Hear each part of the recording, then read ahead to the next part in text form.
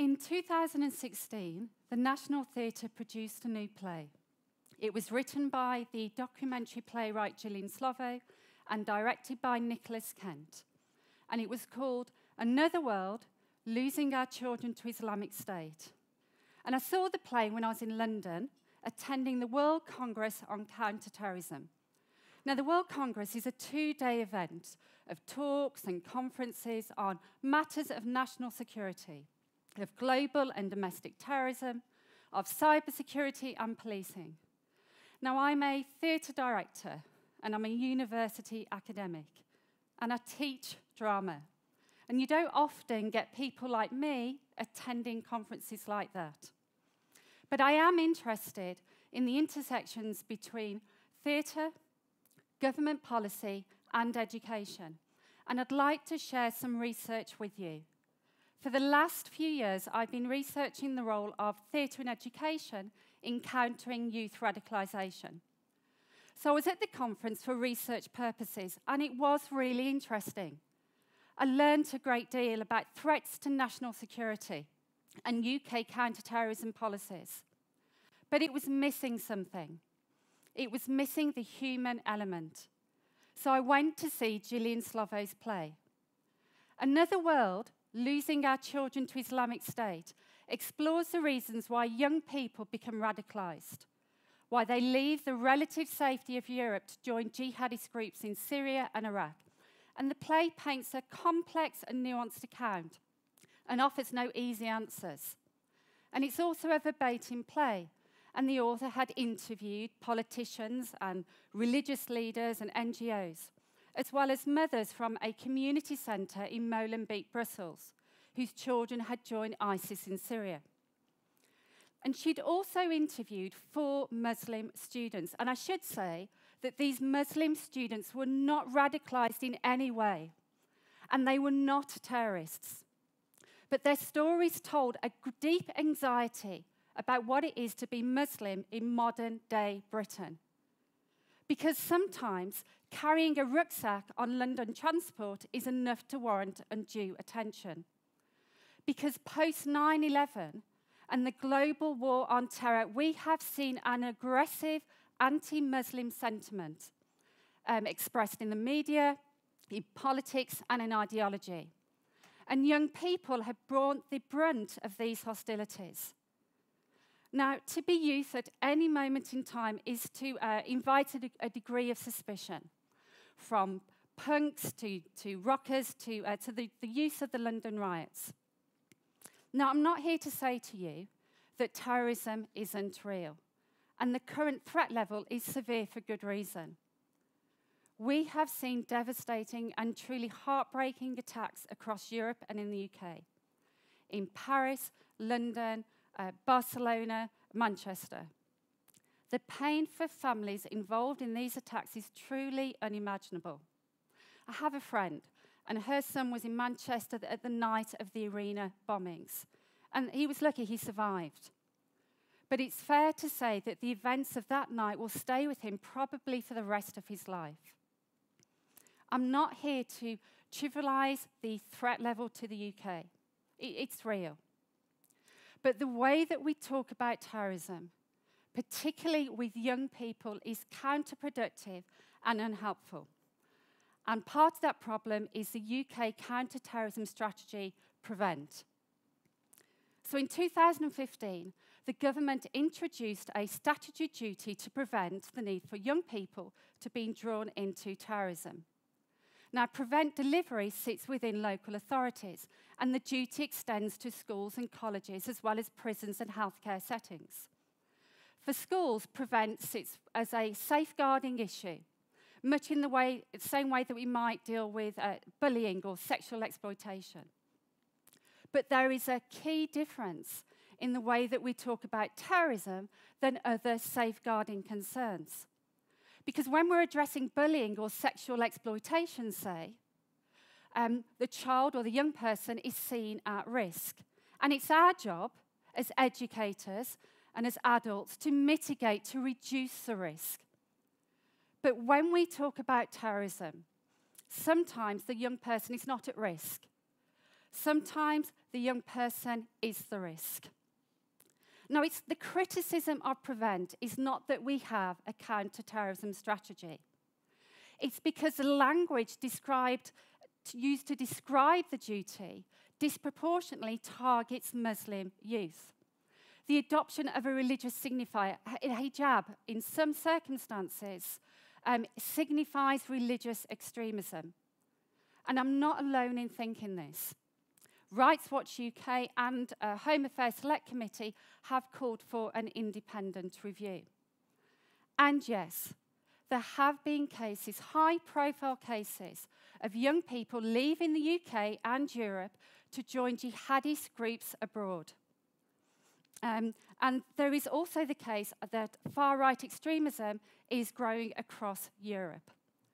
But if we really want to prevent young people from being drawn into terrorism, we have to change the conversation.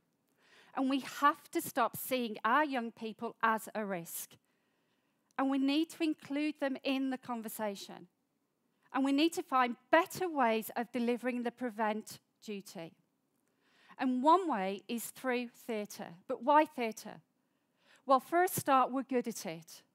From the ancient Greeks to Shakespeare to the modern day, theatre provides a much-needed space to explore challenging and complex ideas, difficult ideas. Medea slaughtered her children. Oedipus murdered his father and married his mother. In theatre, brothers kill brothers and fathers sacrifice daughters. Hamlet says that theatre is a mirror to nature because it shows us the best of humanity, yes, and its very worst. But it's more than that. The aesthetic qualities of theatre allow for emotional empathy, understanding on a human level. But the framing of it as a theatrical event provides distance, critical and dialogic distance. The theatre critic Michael Billington says that theatre provides opportunities to speak truth to power. And this is where theatre comes in, and theatre and education, harnessing the power of theatre to enable children and teachers to share in the meaning-making process. It's a socially active form and is an established discipline. It began in the 1960s. But the move towards Prevent-focused work is relatively new. And I'd like to share with you the work of two theatre companies. Reveal Theatre are based in North Staffordshire, and their first project, Game On, was initially a community cohesion project. It's not a play as such, but a bespoke and drama workshop. And they use image theatre and role play, games and exercises, and conversation to explore themes of extremism with young people. The aim of the workshop is to change perceptions, because the first step in countering radicalisation is to deal with prejudice, whether these are stereotypes about Islam, Christianity, or British identity. And one example is that they use photographs and images to show children that cultural and religious stereotyping impacts negatively on their communities. And I'd like to show an example from one of their workshops.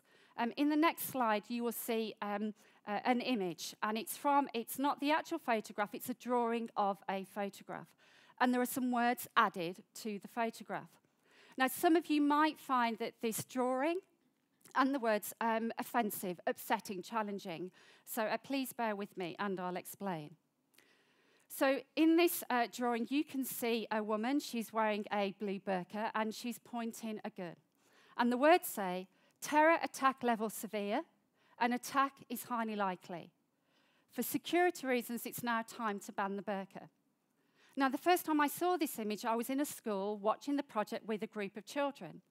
And maybe like you, I was surprised, I was shocked. I didn't know what I was looking at. I guess, though, that the image was saying something about terrorism.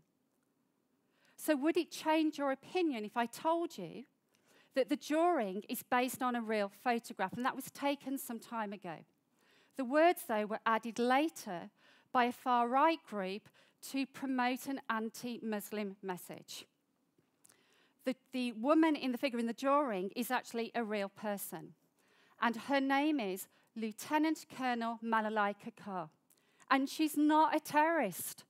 She was the first female police officer to graduate from Kandahar police station in Afghanistan.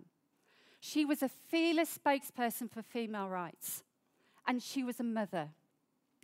The photographer, Lena Selzig, took the photograph of Malalai as a publicity image to promote Malalai as a female police officer, because you don't get that many female police officers in Afghanistan.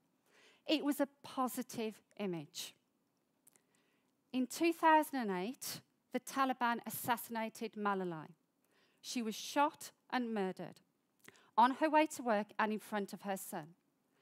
In 2014, the far right took up the image, added the words, and posted on social media to promote an anti-Muslim message. Now, it's a very simple exercise, but it shows that bias and prejudice affects how we see others. An ideology, well, ideology distorts the truth. And that brings me to the next company. Tapestry is a play by the company The Playhouse. And it tells the story of a couple of characters who are caught up in a riot. And the riot is between a far-right group called the Young Patriots and an Islamist group called the Circle of Truth. And because of the riot, the characters are kind of trapped in a shop and they can't leave. So they're forced to speak to each other. And they find out this, that the reasons that took the young boy into the Young Patriots, wanting a sense of identity, wanting to belong, wanting to make sense of his world, wanting a future, was exactly the same as the young man who had joined the Circle of Truth. There were so many similarities between them. Both Reveal and The Playhouse set up a deliberate tension between far-right and Islamist extremism. Because in theatre, we know that violence is not produced in isolation. Violence manifests in relation and in tension with other causes. Now, I've worked in theatre and education for 30 years. And I have seen theatre change lives. Honestly, it changes my life. I've seen it change lives. But I'm not here to say that theatre can offer a magic bullet. The problems of the world cannot be solved by watching a play or taking part in a drama workshop. Of course not. But if we want to talk to young people about terrorism, then we have to change the conversation. And we have to provide space for young people to talk openly and safely and without judgment. And theatre, well, theatre can get us into the room. Thank you very much.